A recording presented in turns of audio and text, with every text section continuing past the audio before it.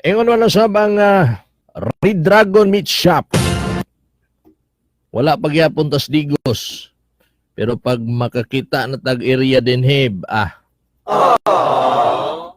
Red Dragon Meat Shop siguradong ang imong karne garantisado. Walay African swine fever.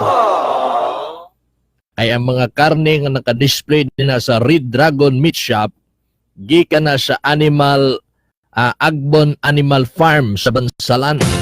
Nya sila mismo ang nagahimo sa feeds. Kanang mga baboy wala kana gipakaon og lamaw. Sila'y nagahimo sa feeds, organic ang kinaon. Dili basta-basta. Pero, kasi nakapiro ani. Okay na sana eh. Kaya lang wala pa tayo sa digos eh. Soon pa eh, soon. Pero dito gipilahan ni Sumantanaw sa Hector Shaw Building o sa may Bansalan area gipilahan ang Red Dragon Meat Shop.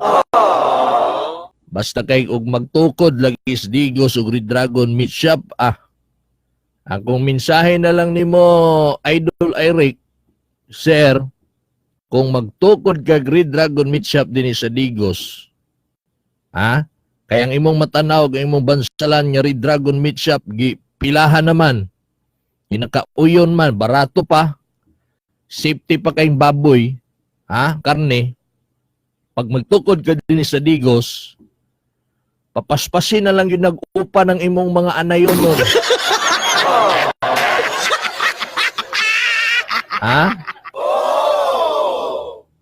Wala.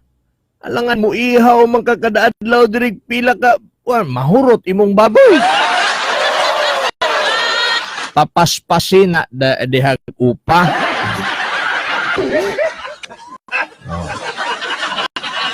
Bitaw, tungod kay nakapangalan na ba, Red Dragon Meat Shop din sa digos, nangita na silang asa kay kanunay nilang madungog. Lami man daw ng baboy diha daw, ingon si Mike daw, asa man daw ng Red Dragon kay siya daw ni Mike nga ang ilaha daw baboy, ilaha daw karne, lami daw kayo, kay mura na daw timplado na daw daan. Grabe naman daw. Masarap kahit walang palaman.